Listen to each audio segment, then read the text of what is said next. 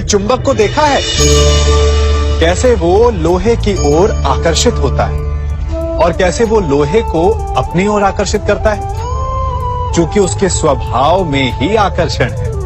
हम सबके भीतर भी एक ऐसा ही चुंबक होता है, विचार का चुंबक, जो सदा अपने ही जैसे विचारों को आकर्षित करता है। हम जो बोते हैं वही काटते हैं। उसी प्रकार हम जैसा सोचते हैं वैसा ही पाते हैं। साधु ईश्वर का नाम जपता है तो उसे ईश्वर मिल जाता है। अर्थात फल हमारी सोच पर निर्भर करता है। ओस की बूंद यदि केले के पत्ते पर गिरे तो वो कपूर बन जाती है, सीप में गिरे तो मोती, और यदि विषधर के मुख में गिरे तो विष।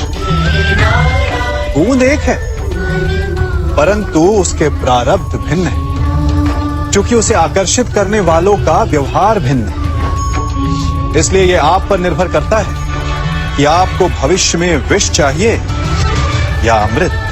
स्मरण रखिए, हम वही बन जाते हैं जैसा हम सोचते हैं, जैसा विश्वास रखते हैं।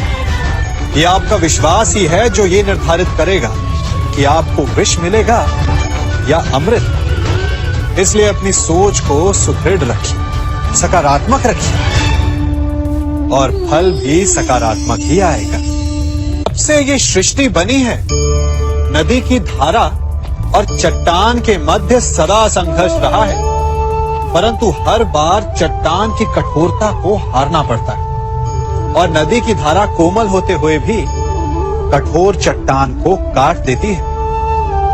कभी सोचा है क्यों चट्टान इतनी कठोर और जल इतना कोमल, चट्टान इतनी दृढ़ और जल इतना लचीला, फिर भी सदा जल कठोर चट्टानों के मध्य से अपना मार्ग बना ही लेती है?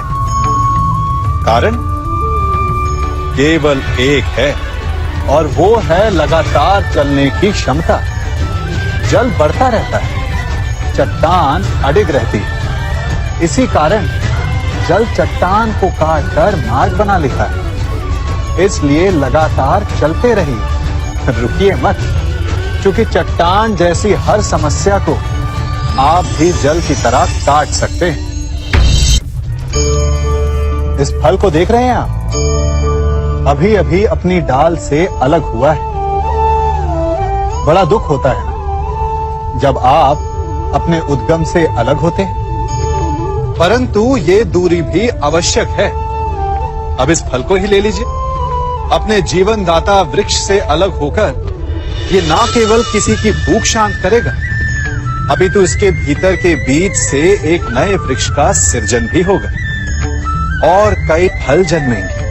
सृजन की प्रतिक्रिया में पीड़ा आवश्यक है। यदि पीड़ा नहीं होगी तो सृजन नहीं होगा। पीड़ा अपने उद्गम से दूर होने, पीड़ा अपनों से दूर होने।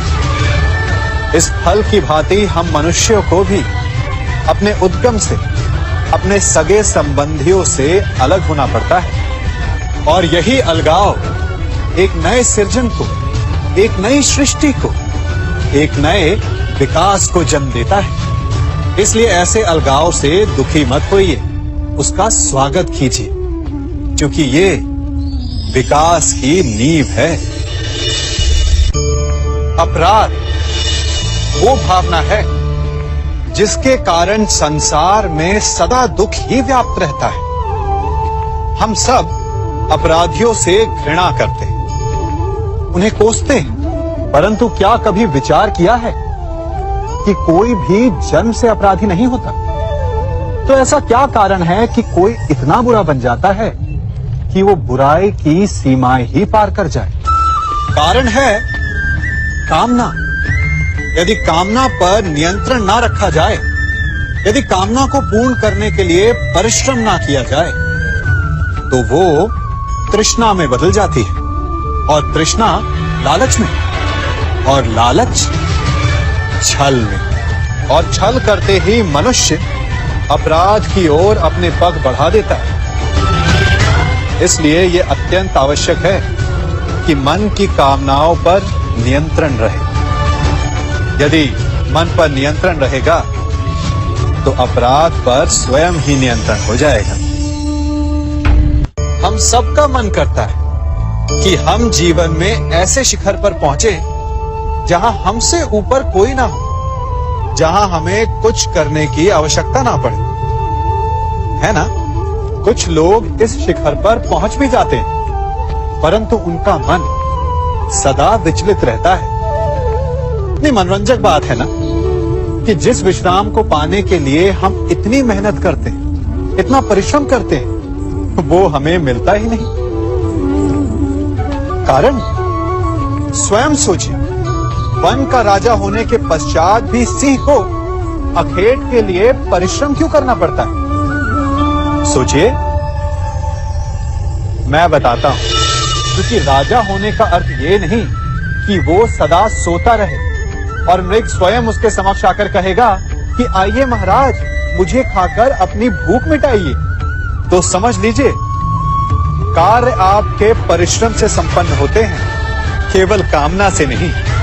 यदि आप नीचे हैं तो सदा स्मरण रखें कि आपका परिश्रम ही आपको ऊंचाइयों पर ले जाएगा, और यदि आप ऊंचाई पर हैं तो वहां पर भी रहने के लिए आपको निरंतर परिश्रम करते रहना होगा। अर्थात परिश्रम से मुक्ति नहीं है, क्योंकि परिश्रम ही जीवन है। सबसे अधिक महत्वपूर्ण क्या है? जीवन, या जो जीवन में पाया, यात्रा, या यात्रा पूर्ण करने के बाद पाया गया लक्ष्य, कर्म या उसके फल? बहुत ही महत्वपूर्ण परंतु विकट प्रश्न है ना? परंतु तनिक धीरज से सोचेंगे तो इसका उत्तर अधिक कठिन नहीं है। यदि जीवन यात्रा है तो उसका लक्ष्य क्या होना चाहिए? स्वयं सोचिए। मान, संतान, धन? नहीं ना। अंतिम लक्ष्य है परम आनंद, और ये अचानक से नहीं मिलता। इसे पाने का केवल एक ही उपाय, और वही आपका कर्म, वही आपकी यात्रा भी, और वही आपका प्रारब्ध भी है। और आपको कौन बताता है कि आपके लिए सही क्या है? वो है आपका मन, जो मस्तिष्क की भांति हानि और लाभ नहीं सोचता, जो आपको ये बताता है कि शुभ किसमें, संसार का कल्याण किसमें, आनंद किसमें। यदि आपका मन संयमित है तो वो आपका सबसे महत्वपूर्ण मार्गदर्शक है, जो आपकी यात्रा, आपका लक्ष्य, आपके कर्म और उसके फलों को सबको शुभ बना सकता है। इन पक्षियों को देख रहे हैं आप? इनका उड़ना वायु में इतना संतुलन मुक्त कर देता है ना? इन्हें उड़ते देख आपके मन में भी इच्छा होती होगी कि इन्हीं की भांति आप भी स्वतंत्रता से उड़ पाएं। ईर्ष्या होती है ना, जब आप इन्हें खुले आकाश में ऐसे विचरण करते देखते हैं। पर कभी सोचा है, इस उड़ान को, इस स्वतंत्रता को पाने के लिए कितना परिश्रम, कितना अभ्यास किया होगा इन्होंने? आकाश में उड़ने से पूर्व धरती पर कितना गहन परिश्रम किया होगा इन्होंने? इनके माता पिता ने पहली बार जब इन्हें पंख फड़फड़ाने को उकसाया होगा तो कितनी बार घिरे होंगे? पहली बार वायु में उड़ते समय कितना भय लगा होगा इन्हें? अपनी पहली उड़ान के पश्चात धरती पर उतरते समय गिरकर कितनी चोट खाई होगी? इस उड़ान का, इस स्वतंत्रता का ये मूल है। यदि आप ये दे सकते हैं तो अवश्य आप भी इस स्वतंत्रता को पा सकते हैं। इन पक्षियों की भांति ही अपने चारों ओर जब भी आप किसी सफल मनुष्य को देखें तो उससे ईर्ष्या ना करें, उसके परिश्रम और पीड़ा को समझने का प्रयास करें जो उसने यहां तक पहुंचने में पाई है। प्रेरणा लें, प्रयास करें और स्वयं भी सफल हो जाएं।